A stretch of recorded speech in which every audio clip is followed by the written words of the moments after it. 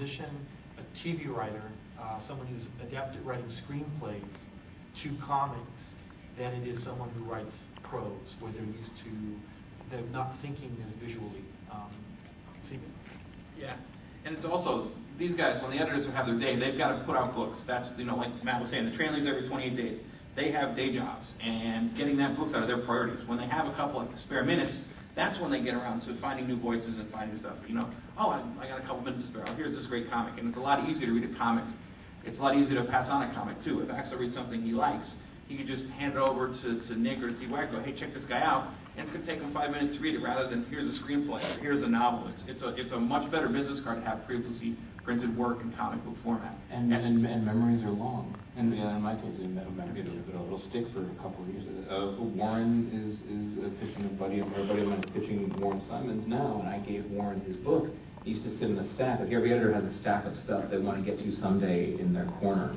And my friend was very kind of dejected, like, he hated it. I'm like, I promise you, he hasn't gotten to it yet. You should see the stack, it's there. And I didn't believe me. And then suddenly here it is out of nowhere, he's contacting it. See, I told you, I knew one day he would get to it. And it just was 4 years later. And I'll be writing the introduction for the reprinted Blast of the Independents, which is sort of weird symmetry. I noticed that was a book. I don't know if you made any money off of that. You probably invested money in that. But see, what those guys did is what gave Matt his shot. I could go down the list. Ultimately, they gave me a career. I didn't make any money off of it, but I made a career off it. Absolutely. And again, look at some people now. Like, I'm a big fan of Axe Cop, which if you haven't heard of it, go look it up. But those guys made their own luck. It was a comic book collaboration between a 5-year-old and his 28-year-old brother who tells stories. That sounds lame till you read it. It's transcendent. The main thing is that it's like, it was just a joke amongst the family, but it took off on the internet. It caught enough people. It got published. Ditto for The Adventures of Dr. McNinja, another incredible comic book, another web comic book. Why do I keep reading? Well, I enjoy it, and I keep reading. So again, I want to know who this guy is. And there's another thing too. It's never been easier for writers to find artists with the internet basically making the entire world a bulletin board. You used to have to go skulk around art departments and illustration departments at art schools looking for people. DeviantArt is, any writer should have that place bookmarked, because you could cruise that place for weeks and still not hit every member on there. And there are a ton of artists on there who are starving to work with a writer that's willing to write them script. And doing that also proves to us that you're taking this seriously. You're not just a guy who wants to come in and maybe just get in quick and break into Marvel. It shows that you've taken the time, you've gone out there, you've written the story, you've found artists who enjoyed your story, you've either paid him or you've come to an agreement. You suffered together. Exactly. You put the work in. Yep, you've published it yourself or found a publisher, enough people liked it to get it in the hands of us. So that really shows that you're committed to that. And as much as an editor can look at and I suspect this is true, I've never done it, so I shouldn't speak, but CB, I suspect it's true that you can look at art right away and tell, yes, either you're hireable right now or you're almost there, but you can tell this guy's got the goods. We're kind of right off the bat. Like you can tell a pro in development the second you see it. In that same way, I know just from I can read a page and can tell. It could be drawn by a 5-year-old, but if the writing is there, like you'll keep going. And there's always I've noticed that I can do that now. That there's this thing that's developed, kind of eating and breathing comics 24/7 now for 5 years. Like, oh look, I can now see through and can tell you really got something here. And I think editors are very much the same way. You can read if you flip that first page, 90% of the way, 90% of getting a follow-up call is right there. Yeah. You can. Wait, CB, I think you were saying at one point on Twitter about that any layman can look at artwork and tell whether they are ready or not, just about. But writing is one of those things that, technically speaking, everyone can do, and it's hard to tell good writing from bad writing unless you're a skilled writer like Matt. So that's why I think you were saying it's important to get it in front of everyone. Yeah, you could never get too much exposure. Exactly. Yeah. All right, let's go to the side of the room. We'll go here. Yeah, sure. I'm currently drawing, I'm doing a graphic novel for a screenwriter, but I'm really interested in doing covers for Marvel. Like, what should I show you? Yeah, the question is, kind of how do you break in as a cover artist? And the important thing is when you're submitting your portfolio as a cover artist or you're going to talk to someone, you have to make it very abundantly clear that that's all you want to do is be a cover artist, because a lot of times what we're looking for, most of what we're looking for is sequential artists. A lot of the artists for their own the comics do their own covers. Or we have guys who are specifically, we've hired over the years for covers that are known for that, and their names on the covers help move books, because we know the visuals that they're going to create. So it's not, it's harder to break in as a cover artist, but if you have the skill, make it clear that you want to be a cover artist, and leave your portfolio with us at the booth downstairs, because we're going to be reviewing all weekend, or set up a blog with just your cover art, examples of it, and then send us a link. I can give you the email address after. So, cool. Do you want to say anything? No. All right, we'll keep going back and forth. All right, go here in front.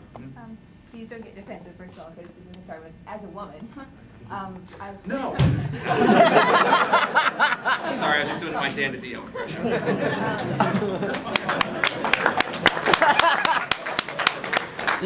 You heard the San Diego Comic-Con thing I see. So going to a store alone can be kind of hostile. Is breaking into the industry, like I have to have that extra proof I'm supposed to be here, and when I get there, is it kind of a boys' club that's kind of intimidating? You guys can speak to it. Well, I mean, as men, I don't know that we're qualified to speak to your own experiences, but I know that editorially at Marvel, there are numerous women working to produce the books, which is pretty important. There's at least one woman in every editorial office. Overall, in Marvel, generally, the amount of women we've had, so the employees we have there has grown exponentially over the last 4 years. Our digital media group, for example, is, other than Ryan, maybe mostly women, and Rich over there. But there's a lot of women there. We have a lot of women in a lot of different roles there. So in every aspect of Marvel, there's a lot of women there. I don't think it's a boys' club, and but how would we know? Well, but I suspect that there's, it's a little, I think there's kind of one of those tricks of perspective, where like if you, like you get speed dilation, if you drive a car for 80 miles an hour, or I don't know, what is that in 490 kilometers? 8 miles is about like 130. It's about 130, 140. You have to go, drive through a residential neighborhood, it just feels like you're crawling. I suspect that it just kind of, I don't know that there's that large, and as you speak to greater issues, but I suspect per capita it probably breaks down about right. That there is, the number of males versus females that read comics, I bet, is roughly equitable to the number of females and males in the business. But,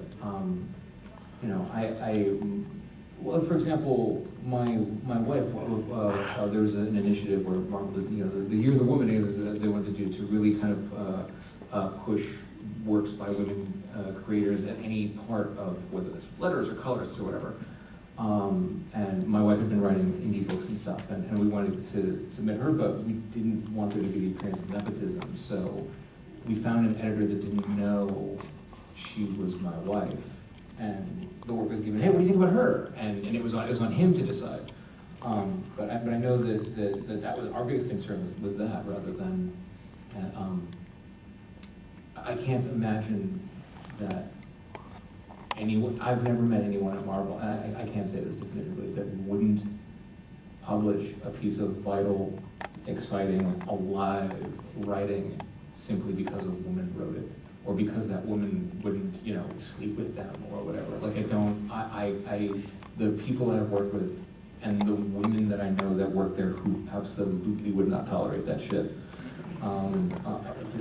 That is, in my experience, it just seems so antithetical to the way, there's nothing more randy than a table full of Marvel men sitting around after hours at convention showing their baby pictures on the phone. I guarantee you we all do.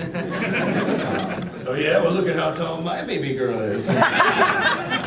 I'll say this, my fiance actually works at Marvel, and she loves it, and she, and as a woman, to clarify that, she's worked there longer than I have, and she absolutely loves being there. So, again, that's anecdotal hearsay, and, but you know what? Janine Schaefer is going to be here this weekend. And Sana Amanda. Go by the Marvel, look for Janine and Sana, and they will tell you, as women at Marvel, what it's like being a woman in comics. And we're always welcome to, more female writers. We want more female writers. And it's not, you've seen the focus kind of shift that way over the last couple months, weeks, with comments that people made at shows, and then the rise of womanthology, and there's been a great focus on women in comics. And there are a lot of women in comics out there. The problem that we have, and I think DC has, is when you talk to Janine or you talk to Sana, who you can meet this weekend, is they say it's not, the problem is not finding with female writers. It's about finding female writers who want to pitch to Marvel, because so many people are focused on web comics or independent comics, they have their own things they want to do. They really didn't grow up Marvel readers. They grew up manga readers. They grew up reading slice of life books. So it's finding women who want to pitch to Marvel that we're always looking for. Or science fiction or fantasy. It's, you Yeah. have to. It's not that Marvel doesn't want girls writing Spider-Man. It's been very hard to find girls who want to write Spider-Man. Exactly. And the door's always open for people, for women who want to do that.